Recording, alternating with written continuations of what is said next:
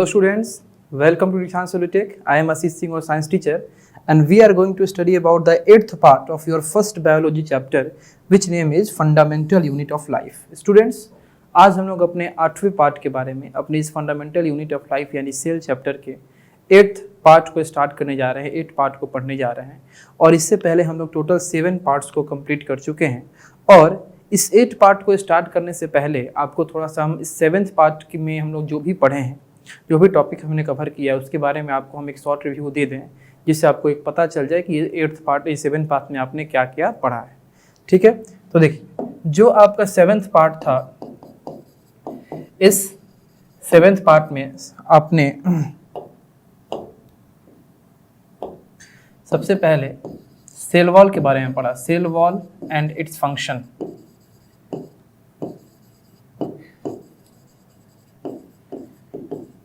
फिर आपने पढ़ा न्यूक्लियस के बारे में, आपने पढ़ा न्यूक्लियस के बारे में।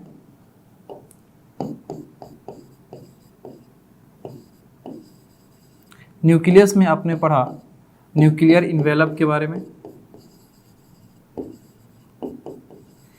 जिसको हम लोग न्यूक्लियर मेम्ब्रेन भी बोले थे।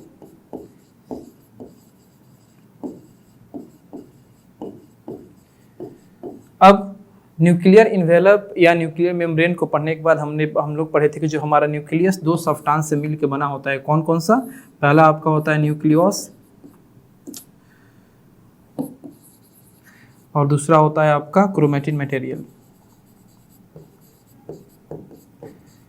तो इस न्यूक्लियस और क्रोमेटिन मटेरियल के बारे में हम लोग पढ़ रहे थे। न्यूक्लियस के बारे में तो पढ़ लिए थे। इस क्रोमेटिन मटेरियल, जिसका कंडेंस फॉर्म हमारा क्रोमोसोम होता है, इसी के बारे में पढ़ना हमको था इस पार्ट 8 में। ठीक है, तो आइए हम लोग अपने इस 8 पार्ट को स्टार्ट करते हैं, यानी कि जो हम लोग का स्ट्रक्चर ऑफ क्रोमोसोम है, इसको हम लोग क्या करते हैं, स्टार्ट करते हैं। तो सबसे पहले अगर हम क्रोमोसोम के स्ट्रक्चर के बारे में बात करें, तो क्रोमोसोम जो है वो आपका एक थ्रेड लाइक स्ट्रक्चर होता है, जो बेसिकली कहाँ प्रेजेंट होता है, तो आपके सेल के न्यूक्लियस में प्रेजेंट होता है।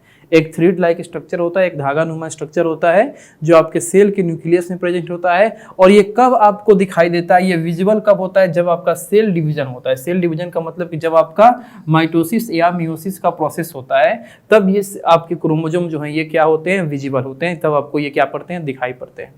अब क्रोमोसोम की सबसे बड़ी खास बात ये होती है कि क्रोमोसोम जो होता है ये आपके हेरिडेटरी इंफॉर्मेशन को कंटेन करता है, यानी कि जब भी रिप्रोडक्शन होता है तो हमारे पेरेंट्स में से कौन कौन से कैरेक्टर्स हमारे ऑफस्प्रिंग में या बेबी में ट्रांसफर होंगे, वो होता है हमारा हेरिडेटरी इंफॉर्मेशन। तो ये क्रोमोसोम ही आपका वो कंपोनेंट होता है जो हेरिडेटरी इंफॉर्मेशन को क्या करता है, कंटेन करता है। ठीक है, क्यों? क्योंकि ये आपका हेरिडेटरी इंफॉर्मेशन को जीन के फॉर्म में रखता है और ये जीन ही ट्रांसफर होते हैं। ठीक है, अब देखिए, हर एक जो क्रोमोसोम होता है, हर एक क्रोमोसोम आपके 2 कंपोनेंट से मिलके बने होते हैं। पहला आपका हो गया डीएनए और दूसरा हो गया प्रोटीन। डीएनए एंड प्रोटीन,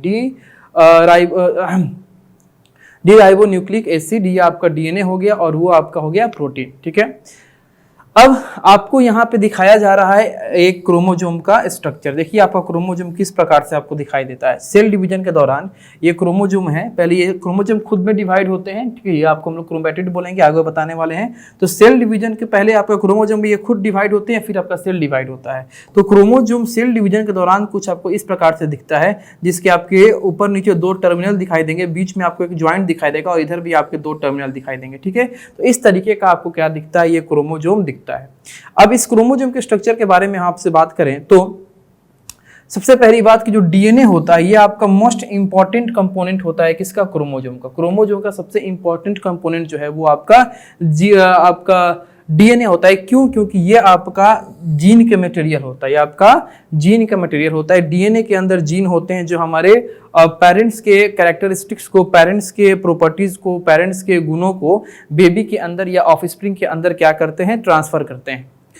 फिर बहुत सारे ऐसे क्रोमोसोम होते हैं जो 2 आर्म से मिलके बनते हैं। ठीक है, ये किससे मिलके बनते हैं? 2 आर्म से मिलके बनते हैं। और ये आपका एक स्पेशलाइज्ड रीजन से एक्सटेंडेड होता है और उस स्पेशलाइज्ड रीजन को हम लोग सेंट्रोमेयर बोलेंगे। क्या बोलेंगे? सेंट्रोमेयर। देखिए यहाँ पे ध्यान से, अगर हम इस क्रोमोजोम के दोनों आर्म का बात करें, इस क्रोमोजोम के दोनों आर्म का बात करें, तो ये दोनों आर्म एक स्पेशल रीजन, एक सेंट्रल रीजन से क्या हुआ है आपका एक्सटेंड हुआ है, और इस सेंट्रल रीजन को हम लोग क्या बोलेंगे? सेंट्रोमेयर बोलेंगे। यही क्या कहलाएगा? आपका सेंट्रोमेयर कहलाएगा। ये जो आपका एरिया है जहाँ से ये दोनों आपके ये लेंथ दोनों आपके जो आपके लेग है वो क्या है आपका एक्सटेंडेड हुए, यही क्या कहलाएगा? आपका सेंट्रोमेयर कहलाएगा।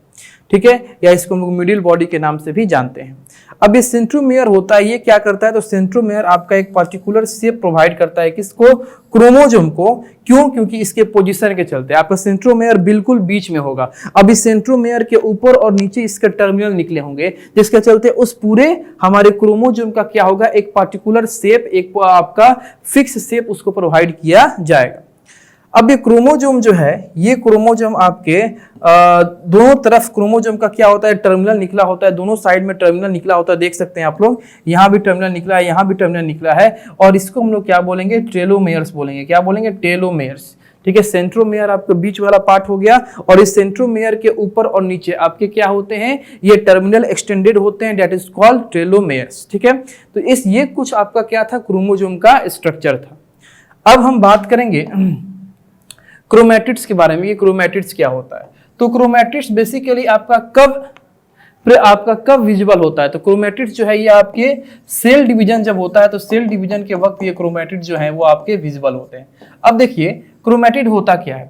सबसे पहले क्रोमोजोम कब विजिबल होता है? तो आप कभी बताएं कि जब सेल डिवीजन होता है तो उस वक्त आपका क्रोमोजोम विजिबल होता है। लेकिन सेल डिवीजन के पहले आपके क्रोमोजोम को डिवाइड होना पड़ता है। जब तक क्रोमोजोम डिवाइड नहीं होगा तब तक आपका सेल डिवाइड नहीं होगा। जैसे मान लीजिए कि यहाँ पे आपका एक अनरेप्लिकेटेड क्रोमोजोम है, यानी कि आपका एक सिंगल क्रोमोजोम है जो आपका डिवाइड नहीं हुआ है, अब इस क्रोमोजोम का क्या हो रहा है? डिवाइड होना है। ये आपका क्रोमोजोम देखिए, ये रहा आपका सेंट्रोमेयर, ये मिडिल पार्ट क्या हुआ? सेंट्रोमेयर हो गया, ये हो गया सेंट्रोमेयर। इस सेंट्रोमेयर के ऊपर नीचे दो क्या निकले हैं? आपके आर्म निकले हैं। ये आपका एक आर्म हुआ क्रोमोजोम आर्म, और ये दूसरा आर्म हुआ क्रोमोजोम आर्म। अब सेल को डिवाइड होना है, तो डिवाइड होने से सबसे पहले कि ये सेंट्रोमेयर जो है, इस सेंट्रोमेयर से जो हमारे आर्म होंगे ये आर्म डिवाइड होंगे। ये जो आपका ऊपर वाला आर्म था ये दो पार्ट में डिवाइड होगा। आपका देख रहे हैं दो पार्ट में डिवाइड होगा।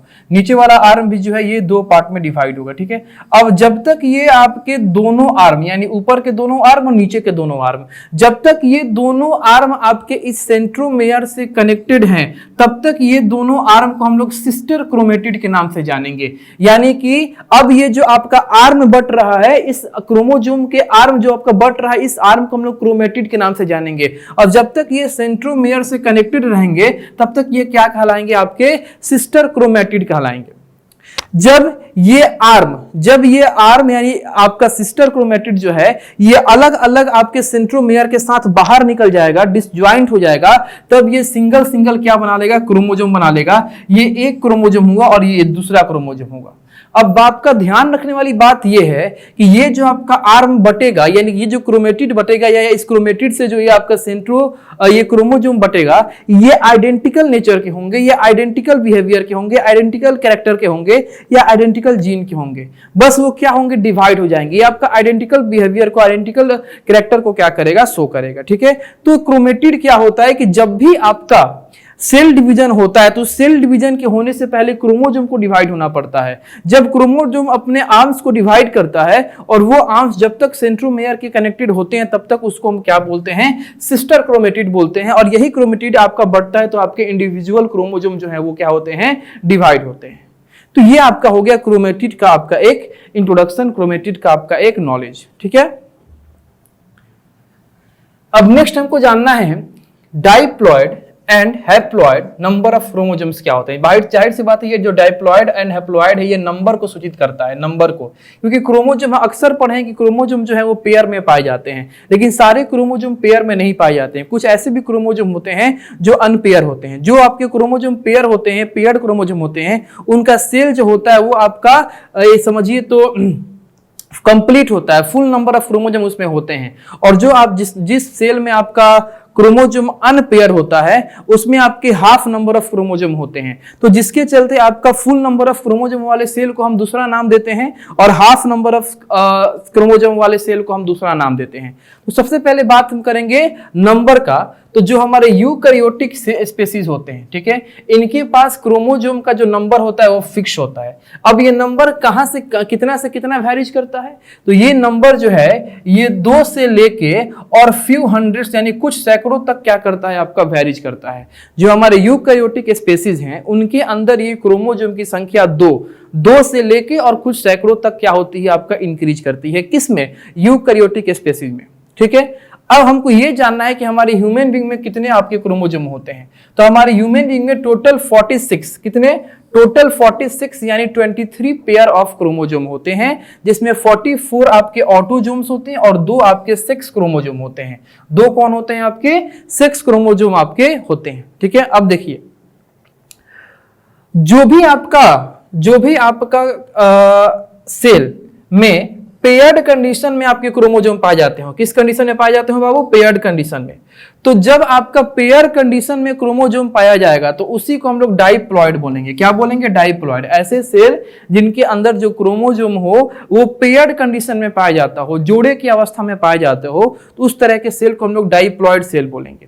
और उस तरह के क्रोमोजोम को डाइप्लॉइड बोलेंगे या उस नंबर को हम लोग डाइप्लॉइड बोलेंगे। अब ये डाइप्लॉइड नंबर जिस सेल में होगा उस सेल में आपके पूरा का पूरा फुल नंबर ऑफ क्रोमोजोम्स पाए जाएंगे और उस तरह के सेल को हम लोग क्या बोलेंगे? डाइप्लॉइड सेल बोलेंगे, ठीक है। यानी कि ऐसे सेल जिसमें आपके हर एक कैरेक्टर के जो क्रोमोजोम हो वो आपके पेयर में हो, 2-2 की संख्या में हो, तो उस तरह के सेल को हम लोग डाइप्लॉइड सेल बोलेंगे। जैसे हमारा बॉडी सेल है, ठीक है, जो हमारे ह्यूमन बीइंग का बॉडी सेल है ये कैसा है? डाइप्लॉइड है। क्यों? क्योंकि आपका इसमें हर एक कैरेक्टर का पेयर क्रोमोजोम पाया जाता है। अब नेक्स्ट है एक ऐसा आपका सेल जिसमें अनपेयर्ड क्रोमोजोम हो, ठीक है, ऐसा सेल जिसमें अनपेयर्ड क्रोमोजोम हो, हर एक काइंड का जो क्रोमोजोम हो वो अनपेयर्ड हो, तो उस नंबर को हम लोग हैप्लॉइड बोलेंगे। और उस सेल को जिसमें यह हैप्लॉइड नंबर ऑफ क्रोमोजोम पाए जाते हैं, जिसके चलते आपके उस सेल में आपकी क्रोमोजोम की संख्या घट के सीधे आधी हो जाती है, उस सेल को हम लोग क्या बोलेंगे? हैप्लॉइड सेल के नाम से जानेंगे। किस सेल के नाम से जानेंगे हम लोग? हैप्लॉइड सेल के नाम से जानेंगे। जैसे जो हमारे गैमेट्स होते हैं, गैमेट्स ये कैसे होते हैं?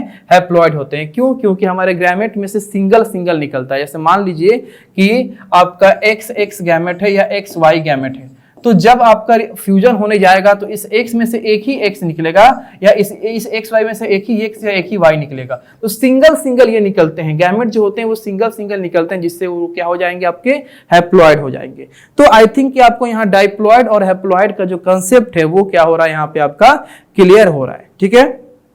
चलिए नेक्स्ट हमको अब जानना है कि जो हम लोग न्यूक्लियस अभी तक पढ़ रहे थे, यानी जो हम लोग अभी क्रोमोजोम पढ़े ये भी हमारे न्यूक्लियस का ही पार्ट था, क्रोमैटिन मटेरियल का पार्ट था। अब इस न्यूक्लियस के फंक्शन क्या होते हैं? तो सबसे पहला, the nucleus controls all the metabolic activities of the cell. If the nucleus is remove from the cell the protoplasm ultimately dries up and dies. यानी कि ये जो न्यूक्लियस है ये हमारे सेल में होने वाले सारे मेटाबॉलिक एक्टिविटीज को, टोटल मेटाबॉलिक एक्टिविटीज को क्या करता है? कंट्रोल करता है। अगर हम न्यूक्लियस को अपने सेल में से रिमूव कर दें, तो जो हमारा प्रोटोप्लाज्म है वो सूख जाएगा और आपका खत्म हो जाएगा, डाई कर जाएगा। दूसरा, जो हमारा न्यूक्लियस है ये हमारे सेल साइकिल को रेगुलेट करता है। तीसरा, अगर हम बात करें रिप्रोडक्शन का, तो हमारे रिप्रोडक्शन में जो आपके ट्रांसमिशन ऑफ हेरेडिटरी ट्रेट्स होते हैं या जो ट्रांसमिशन ऑफ हेरेडिटरी आपके कैरेक्टर्स होते हैं वो सिर्फ और सिर्फ इस न्यूक्लियस के चलते ही ट्रांसफर होते हैं, क्योंकि इस न्यूक्लियस में ही आपका होता है क्रोमैटिन मटेरियल जो क्रोमोजोम में चेंज होता है, और यही क्रोमोजोम डीएनए को कंटेन करता है, और यही डीएनए आपका जीन को कंटेन करते हैं जो हमारे कैरेक्टर्स को क्या करते हैं? पेरेंट बॉडी में से ऑफस्प्रिंग के बॉडी में या बेबी के बॉडी में क्या कराते हैं? ट्रांसफर कराते हैं, ठीक है। तो ये आपका कुछ फंक्शन ऑफ क्या था? न्यूक्लियस था। अब हम लोग आ रहे हैं कहां पे, साइटोप्लाज्म पे। देखिए हम लोग वन बाय वन अपने सेल के स्ट्रक्चर के बारे में पढ़ रहे हैं। सबसे पहला हमने क्या पढ़ा था, सेल मेम्ब्रेन। बहुत ज्यादा इसमें हम लोग बात किए थे सेल मेम्ब्रेन या प्लाज्मा मेम्ब्रेन के बारे में। सबसे पहले हम लोग बात किए थे सेल मेम्ब्रेन या प्लाज्मा मेम्ब्रेन के बारे में। दूसरा चर्चा हमने किया था सेल वॉल के बारे में, सेल वॉल के बारे में। तीसरा हम लोग ये बात करके अभी अभी खत्म किए हैं किसके बारे में, न्यूक्लियस के बारे में। और चौथा हम लोग स्टार्ट करने जा रहे हैं किसको, साइटोप्लाज्म। बहुत ही इंपॉर्टेंट ये आपका कंपोनेंट है एक सेल के लिए, साइटोप्लाज्म। ठीक है, तो देखिए जो आपका मान लीजिए कि ये सेल है तो ये इसका क्या हो जाएगा, सेल मेम्ब्रेन हो जाएगा। ये क्या हो जाएगा, सेल मेम्ब्रेन हो जाएगा। इस सेल के अंदर आपका मान लीजिए कि ये न्यूक्लियस है, ये आपका क्या है, न्यूक्लियस है, तो ये क्या हो जाएगा आपका, न्यूक्लियर मेम्ब्रेन हो जाएगा, न्यूक्लियर मेम्ब्रेन हो जाएगा। तो एक सेल के सेल मेम्ब्रेन और न्यूक्लियर मेम्ब्रेन के बीच में ये जितना भी आपका जेली लाइक सब्सटेंस पाया जाता है, ये जितना भी जेली लाइक सब्सटेंस पाया जाता है, that jelly like substance is called cytoplasm. इसी को हम लोग क्या कहते हैं, साइटोप्लाज्म कहते हैं। इसी को हम लोग क्या कहते हैं, साइटोप्लाज्म कहते हैं। ठीक है, तो हम लोग अब यही आपके साइटोप्लाज्म के बारे में पढ़ने जा रहे हैं कि साइटोप्लाज्म आपके कैसे होते हैं, क्या होते हैं, इनका फंक्शन क्या होता है। ठीक है, तो देखिए सबसे पहले हम बात करेंगे अपने साइटोप्लाज्म के नेचर और उसके अकरेंस के बारे में। तो जो हमारा सेल का पार्ट हमारे प्लाज्मा मेम्ब्रेन और न्यूक्लियर इन्वेलप के बीच में, न्यूक्लियर इन्वेलप या प्लाज्मा मेम्ब्रेन के बीच में जो आपका पार्ट पाया जाता है, जो जेली लाइक सब्सटेंस आपके अकर करते हैं, दैट इज कॉल्ड साइटोप्लाज्म। इसी को हम क्या कहते हैं, साइटोप्लाज्म कहते हैं। अगर हम बात करें सिर्फ साइटोप्लाज्म का, मान लीजिए कि यहाँ पे आपका कोई साइटोप्लाज्म है, ये सिर्फ साइटोप्लाज्म है, तो इस साइटोप्लाज्म के जो इनर आपके ग्रेनुलर मास होते हैं, जो अंदर का बारीक पूरा मास होता है, जो अंदर का मास होता है, ठीक है, उसको हम लोग कहते हैं इंडोप्लाज्म। उसको हम लोग क्या कहेंगे, इंडोप्लाज्म। जैसे मान लीजिए ये हमारा क्या है, साइटोप्लाज्म है, तो इस साइटोप्लाज्म के बाउंड्री पे क्या होते हैं, आपका एक लेयर होता है।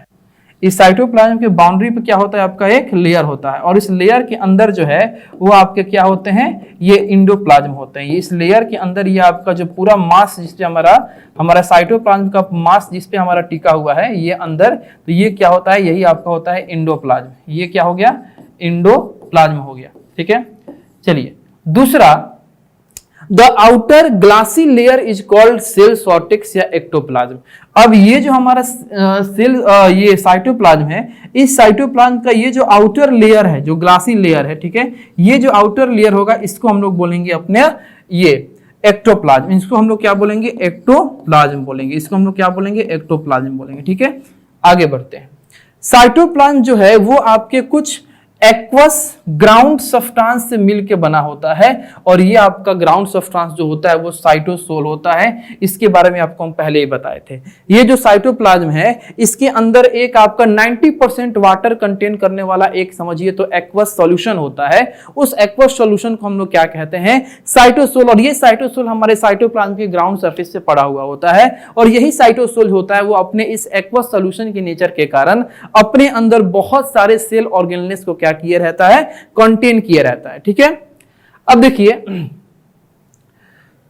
हाँ तो चलिए, तो वही बोला गया है कि cytosol containing a variety of cell organelles, कि ये साइटोसोल जो होता है अपने सॉल्यूशन नेचर के कारण ये बहुत सारे आपके सेल ऑर्गेनेल्स के वैरायटी को कंटेन करता है। साथ ही साथ and other inclusion such as insoluble waste and storage products, starch, glycogen, lipid, यानी कि सेल ऑर्गेनेल्स तो कंटेन करता है ये, साथ ही साथ कुछ और भी आपके सब्सटेंसेस जो हैं जैसे स्टार्च, ग्लाइकोजन, लिपिड, इसको भी क्या करता है, कंटेन करता है।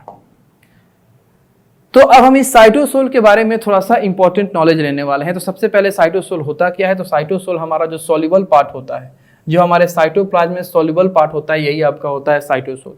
दूसरा, ये साइटोसोल जो है ये हमारा ग्राउंड सब्सटेंस है, ये हमारे ग्राउंड सरफेस का फॉर्मेशन करता है, यानी हमारे साइटोप्लाज्म का बैकग्राउंड मटेरियल है। हमारे साइटोप्लाज्म का जो बैकग्राउंड मटेरियल है यही आपका साइटोसोल होता है। ठीक है, अब ये जो आपका साइटोसोल है ये हमारे सेल ऑर्गेनेल्स के बीचों पाया जाता है, क्योंकि सेल ऑर्गेनेल्स को इसके अंदर इंबेडेड होते हैं। तो जहां जहां सेल ऑर्गेनेल्स होंगे और उस सेल ऑर्गेनेल्स का जो ग्राउंड सरफेस होगा, समझ जाइए कि वही क्या है, आपका साइटोसोल है। ठीक है, देखिए cytosol contains A system of protein fibre called cytoskeleton. ये साइटोसोल जो होता है ये अब जाके पहले जमाने में तो नहीं, लेकिन जब से हमारे सेल में इवोल्यूशन हो रहा है तब से ये देखा जा रहा है कि ये साइटोसोल जो है ये कुछ प्रोटीन फाइबर को कंटेन किए रह रहे हैं, प्रोटीन फाइबर्स को कंटेन किए रहते हैं, और वो प्रोटीन फाइबर्स का जो सिस्टम है उसको हम लोग क्या बोलते हैं, साइटोस्केलेटन के नाम से जानते हैं। किसके नाम से जानते हैं, साइटोस्केलेटन के नाम से जानते हैं। ठीक है, चलिए साइटोसोल के कंपोजिशन का बात करें तो cytosol is about 90% of water and forms a solution which contains all biochemical of life. Cytosol जो है ये 90% वाटर से बने होते हैं और आपके 90% वाटर से बने होने के चलते एक सॉल्यूशन को क्या करते हैं, फॉर्म करते हैं, जो हमारे लाइफ के जितने भी बायोकेमिकल्स हैं सबको ये क्या करता है, कंटेन करता है। हमारे लाइफ के जितने भी आपके बायोकेमिकल्स हैं, ठीक है, इन सबको, बायोकेमिकल्स का मतलब the chemicals which is related to our life in our body, internal body, जो अलग अलग फंक्शन के लिए हमारे सेल से बाहर निकलते हो, अलग अलग फंक्शन को परफॉर्म करते हो, तो उन सारे केमिकल्स की बात हो रही है। तो यहां पे जो आपका ये साइटोसोल होगा, ये 90% वाटर को अपने अंदर कंटेन करने के चलते ये एक सॉल्यूशन का फॉर्मेशन करता है, जिस सॉल्यूशन में हमारे लाइफ के जितने भी बायोकेमिकल्स होते हैं वो सब क्या होते हैं, स्टोर होते हैं। ठीक है, some of these are ions and small molecules forming true solution such as salt, sugars, amino acids और nucleotides, vitamin and dissolved gases.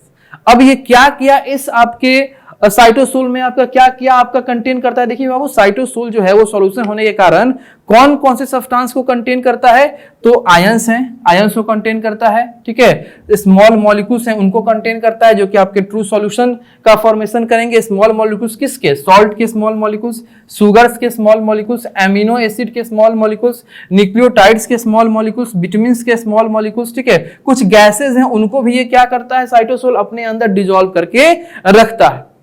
अब कुछ बड़े भी मॉलिक्यूल हैं जैसे other large molecule such as protein, इनका साइज बड़ा होता है, इसको भी डिसॉल्व करके रखता है। लेकिन छोटे साइज को डिसॉल्व करके रखेगा, छोटे साइज के मॉलिक्यूल को डिसॉल्व करके रखेगा तो वो क्या बनाएगा, ट्रू सॉल्यूशन बनाएगा, ट्रू सॉल्यूशन। और बड़े साइज के मॉलिक्यूल को डिसॉल्व करके रखेगा, प्रोटीन जैसे साइज के मॉलिक्यूल को डिसॉल्व करके रखेगा तो क्या बनाएगा, कोलाइडल सॉल्यूशन बनाएगा। क्या बनाएगा, कोलाइडल सॉल्यूशन का फॉर्मेशन करेगा।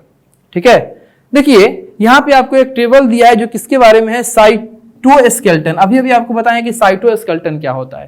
तो रिसेंटली हमको ये देखा गया है कि कुछ complex network of fibrous protein, ठीक है, हमारे सेल में कुछ फाइब्रस प्रोटीन के कॉम्प्लेक्स नेटवर्क देखने को मिले हैं। ठीक है, जो हमारे साइटोसोल में एग्जिस्ट करते हैं, यूकैरियोटिक सेल के, इसी नेटवर्क को हम लोग क्या कहते हैं, साइटोस्केलेटन कहते हैं। यानी कि जैसे जैसे हमारे सेल में इवोल्यूशन हो रहा है वैसे वैसे कुछ ना कुछ हमारे सेल में ऐड होते जा रहा है, कुछ नया चीज आते जा रहा है। तो रिसेंटली ये देखा गया है कि हमारे सेल साइटोप्लाज्म का जो हमारा ग्राउंड सरफेस है यानी साइटोसोल, इस साइटोसोल के अंदर कुछ फाइब्रस प्रोटीन का कुछ कॉम्प्लेक्स स्ट्रक्चर देखने को मिला है। और ये जो आपका कॉम्प्लेक्स स्ट्रक्चर या कॉम्प्लेक्स नेटवर्क है हमारे फाइब्रस टिश्यू का, दैट आर कॉल्ड साइटोस्केलेटन। इसी को हम क्या कहते हैं, साइटोस्केलेटन के नाम से जानते हैं। ठीक है, अब ये जो आपका फाइब्रस टिश्यू यानी साइटोस्केलेटन है, ये तीन टाइप ऑफ प्रोटीन फाइबर्स को कंटेन करके रखता है।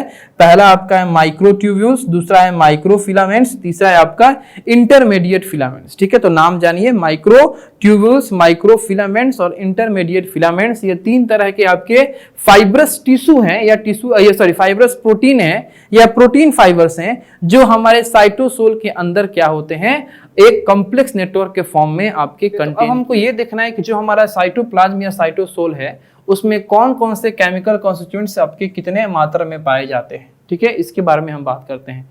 तो सबसे पहले हम बात करेंगे ऑक्सीजन के बारे में। ऑक्सीजन हमारे साइटोप्लाज्म जो है वो 64% आपका ऑक्सीजन होता है। 64% हमारे साइटोप्लाज्म में कौन होता है, ऑक्सीजन होता है। कार्बन आपका होता है 18%। कार्बन कितना मात्रा में होता है, 18%। हाइड्रोजन जो है वो आपका होता है 10%। नाइट्रोजन जो है वो आपका होता है 0.3%। और आपका जो एलिमेंट्स है जैसे कैल्शियम, पोटेशियम, क्लोरीन, सल्फर, ठीक है, आपका phosphorus, sodium, magnesium, iron, iodine और आयरन, ये जो है वो आपका 0.5% में आपका आते हैं। तो ये आपका एक ऐसा टेबल है जो आपको ये बता रहा है कि हमारा जो केमिकल कॉन्स्टिट्यूएंट्स है हमारे साइटोप्लाज्म का या हमारे साइटोसोल का, वो कितना है और आपका कौन कौन है। नीचे आपको यहाँ फंक्शन दिया है साइटोप्लाज्म या साइटोसोल का कुछ फंक्शन दिया है, इसके बारे में हम बात करते हैं। तो cytoplasm acts as a store of vital chemicals such as amino acid, glucose, vitamin, ions. ये जो आपका साइटोप्लाज्म है वो बहुत सारे इंपॉर्टेंट केमिकल्स को क्या करते हैं, अपने अंदर स्टोर करते हैं, जिससे हमारे बॉडी में एनर्जी का फॉर्मेशन होता है या हमारे बॉडी में ग्रोथ आपका होता है। कौन कौन से ऐसे आपके केमिकल्स हैं जिनको ये स्टोर करते हैं? तो amino acid, glucose, vitamin, ions, इन सबको ये क्या करते हैं? स्टोर करते हैं। Next, it is the site of certain metabolic pathways such as glycolysis. ये जो आपका साइटोप्लाज्म है ये कुछ आपके मेटाबॉलिक प्रोसेस या मेटाबॉलिक पाथवेज क्या साइट होते हैं। साइट का मतलब कि जगह, जो क्या, जैसे कि मान लीजिए ग्लाइकोलाइसिस। अब ग्लाइकोलाइसिस क्या होता है? वैसे तो आपको ये 10th में जानना है, लेकिन फिर भी आपको बताते हैं ग्लाइकोलाइसिस आपका होता क्या है। तो जब आपका रेस्पिरेशन का प्रोसेस होता है, तो रेस्पिरेशन का प्रोसेस के दौरान जो आप लोग फूड को डाइजेस्ट, जो आपका फूड डाइजेस्ट हुआ, जो भी आप फूड इंटेक किए हो, वो फूड जाके आपके बॉडी में डाइजेस्ट होता है। तो डाइजेस्ट होता है तो उसके बाद उस डाइजेस्टेड फूड से क्या होता है? आपका एनर्जी का फॉर्मेशन होता है। तो जो फूड आपका, जैसे मान लीजिए फूड आपका ग्लूकोज के फॉर्म में क्या हुआ? डाइजेस्ट हुआ। अब इस ग्लूकोज से क्या बनना है? एनर्जी बनना है। लेकिन ग्लूकोज से जो एनर्जी बनता है वो आपके दो फॉर्म में बनता है। पहले इस ग्लूकोज से आपका एक मटेरियल बनता है जिसको हम लोग बोलते हैं पायरुविक एसिड। क्या बोलते हैं? Pyruvic acid. और ये पायरुविक एसिड जो है वो ग्लूकोज के ऑक्सीडेशन से बनता है, और ये देन पायरुविक एसिड किसमें चेंज होता है? ये आपका चेंज होता है एनर्जी में। तो ये जो आपका पायरुविक एसिड होता है, ये पायरुविक एसिड जो है ये आपके साइटोप्लाज्म में आपका बनता है। ये किसमें बनता है? साइटोप्लाज्म में। और इसी प्रोसेस को हम लोग क्या कहते हैं? इसी प्रोसेस को हम लोग ग्लाइकोलाइसिस का प्रोसेस कहते हैं। क्या कहते हैं? ग्लाइकोलाइसिस का प्रोसेस कहते हैं। इसीलिए यहाँ पे बोला गया है कि जो आपका कुछ इंपॉर्टेंट प्रोसेस होते हैं ग्लाइकोलाइसिस जैसे इंपॉर्टेंट प्रोसेस, जिससे आपका एनर्जी का मैन्युफैक्चरिंग होता है, वो आपके साइटोप्लाज्म में ही होता है। साथ ही साथ synthesise of fatty acids, nucleotides and some amino acids also take place in cytosol. जैसे कि मान लीजिए फैटी एसिड है, न्यूक्लियोटाइड्स है, या कुछ आपके अमीनो एसिड हैं, इनका भी सिंथेसाइज, ब्रेकडाउन या मेकिंग जो है वो आपके साइटोसोल के अंदर ही आपका होता है। Living cytoplasm is always in A state of movement. जो हमारे लिविंग साइटोप्लाज्म में होते हैं ये हमेशा आपके मूविंग स्टेज में, आपके मूवमेंट के स्टेज में आपके पाए जाते हैं, जो कि आपका बहुत इंपॉर्टेंट एक फंक्शन है हमारे सब्सटेंसेस को एक जगह से दूसरी जगह तक लेके जाने के लिए। ठीक है, चलिए नेक्स्ट हम आते हैं अपने सेल ऑर्गेनेल्स। बहुत ही इंपॉर्टेंट ये टॉपिक है, बहुत ज्यादा चलेगा, बहुत आगे चलेगा, लेकिन आज हम लोग इसके बेसिक के बारे में जानेंगे कि सेल ऑर्गेनेल होता क्या है। तो A cell has to perform different functions with the help of its various membrane bound cell organelles. Cell organelles क्या होता है? आपका एक membrane bound components होते हैं जो हमारे साइटोप्लाज्म के अंदर भरे पड़े हुए होते हैं, और इनका डिफरेंट क्या होता है? फंक्शन होता है। ठीक है, सबसे पहला आपका फंक्शन की बात करें तो it has to synthesise substances जैसे कि protein synthesis by ribosome, lipid synthesis on the surface of a smooth endoplasmic reticulum, photosynthesis of food by chloroplast। ये क्या करते हैं? कुछ इंपॉर्टेंट सब्सटेंसेस का आपका सिंथेसाइज करते हैं, ब्रेकडाउन करते हैं। जैसे कि अगर हम प्रोटीन के सिंथेसिस का बात करें तो प्रोटीन का सिंथेसिस राइबोसोम्स नाम का सेल ऑर्गेनेल्स करता है। दूसरा, अगर हम बात करें लिपिड के सिंथेसिस का, तो लिपिड का जो सिंथेसिस होता है वो आपके स्मूथ इंडोप्लाज्मिक रेटिकुलम, जो हमारा SER है, स्मूथ इंडोप्लाज्मिक रेटिकुलम, इसके सरफेस के ऊपर हमारा लिपिड का सिंथेसिस होता है। साथ ही साथ जो हमारा फोटोसिंथेसिस होता है, यानी कि जो हमारे ग्रीन प्लांट्स के द्वारा जो फूड का प्रिपरेशन किए जाते हैं, ये आपका क्लोरोप्लास्ट के द्वारा किया जाता है। क्लोरोप्लास्ट जो हमारे मेसोफिल सेल का, किस सेल का?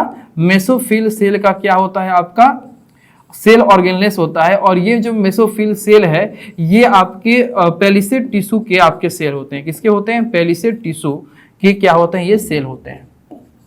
चलिए, दूसरा फंक्शन हमारे सेल ऑर्गेनेल्स का ये है कि it has to secrete cell products that is enzymes, hormones, mucus, ETC. ये सेल ऑर्गेनेल्स क्या होते हैं? हमारे सेल प्रोडक्ट्स को सेक्रेट करते हैं। जैसे मान लीजिए एंजाइम्स हो गए, हार्मोन्स हो गए, म्यूकस हो गए, ये सब तो सेल से ही निकलता है। और सेल में ये कहां से निकलता है? तो सेल ऑर्गेनेल्स से निकलता है। तीसरा, it has to digest those substances which are taken up by the cell during endocytosis. Endocytosis के प्रोसेस में के दौरान जो भी हमारे सब्सटेंस हमारे सेल के एक्सटर्नल इन्वायरमेंट में से हमारे सेल के अंदर ले लिए जाते हैं, उसके डाइजेशन में भी आपका कौन रोल प्ले करता है? यही डाइजेस्ट करता है जो हमारे सेल ऑर्गेनेल्स है, यही आपको डाइजेस्ट करते हैं। अब इन सेल ऑर्गेनेल्स में से कौन करता है? तो देखिए यहाँ पर बताया गया है, such intracellular digestion is done by enzymes of lysosomes. ये जो आपके सेल के अंदर के सब्सटेंसेस में जो डाइजेशन होता है, ये इंट्रासेलुलर डाइजेशन कहा जाता है। और ये इंट्रासेलुलर डाइजेशन जो है वो एक खास प्रकार के एंजाइम्स के द्वारा होता है, जो एंजाइम्स को कौन सेक्रेट करता है? तो लाइसोसोम्स के वो एंजाइम होते हैं। तो अगर आपकी एक कंक्लूजन में कहा जाए तो हमारे सेल के अंदर जो लाइसोसोम नाम का सेल ऑर्गेनेल्स है, वही इस आपका इंट्रासेलुलर सब्सटेंस के डाइजेशन के लिए क्या होता है? रिस्पॉन्सिबल होता है। Next, it has to generate energy, that is synthesis of energy rich ATP by mitochondria. ये जो आपके सेल है, इसके अंदर बहुत ही इंपॉर्टेंट आपका एक सेल ऑर्गेनेल्स पाया जाता है जिसका नाम है माइटोकॉन्ड्रिया। ये माइटोकॉन्ड्रिया आपका इसलिए इंपॉर्टेंट है क्योंकि जो भी आप फूड इनटेक करते हो, उस फूड से जो एनर्जी का फॉर्मेशन होता है, ये एनर्जी का फॉर्मेशन का साइट जो है वो यही आपका माइटोकॉन्ड्रिया होता है। यहीं पे आपका समझिए तो इस फूड में से क्या निकलता है? एनर्जी। वो एनर्जी जो है वो आपका एटीपी, एटीपी का मतलब एडिनोसाइन ट्राइफॉस्फेट होता है। ये आपका एक ऐसा आपका मॉलिक्यूल होता है जो 3 आपके फॉस्फेट ग्रुप यानी PO4 ग्रुप को अपने अंदर रखता है, और ये हाई एनर्जी कंटेंट होता है। क्यों हाई एनर्जी कंटेंट होता है? क्योंकि जो भी आप फूड इनटेक करते हो, वो फूड जो है वो आपका एटीपी के ही फॉर्म में क्या होता है? आपका स्टोर होता है। और ये आपका एनर्जी का फॉर्मेशन जो होता है, यानी एटीपी का फॉर्मेशन जो होता है, इसी माइटोकॉन्ड्रिया सेल ऑर्गेनेल्स के द्वारा किया जाता है। इसीलिए हम लोग माइटोकॉन्ड्रिया को क्या कहते हैं? Power house of the cell भी कहते हैं। क्यों? क्योंकि हमारे सेल के अंदर जो एनर्जी का फॉर्मेशन हो रहा है वो कहां पे हो रहा है या किसके द्वारा हो रहा है? तो माइटोकॉन्ड्रिया के चलते हो रहा है या माइटोकॉन्ड्रिया के पास हो रहा है। Due to this reason mitochondria is called power house of the cell. ठीक है, चलिए, तो अब हम लोग क्या कर रहे हैं? अपने 8वें पार्ट को यहीं पे क्या कर रहे हैं? एंड कर रहे हैं। और पार्ट 8 भी हम लोग आज यहीं पे इतना ही रखेंगे। और पार्ट 9 जो होगा उसमें हम लोग 1 बाय 1 करके अपने सेल ऑर्गेनेल्स के बारे में हम लोग 1 बाय 1 करके पूरी तरीके से अच्छे तरीके से हम लोग जानकारी लेंगे। ठीक है, तो मिलते हैं आपसे हम लोग पार्ट 9 में। तब तक के लिए थैंक यू सो मच और मन लगा के पढ़ाई कीजिए।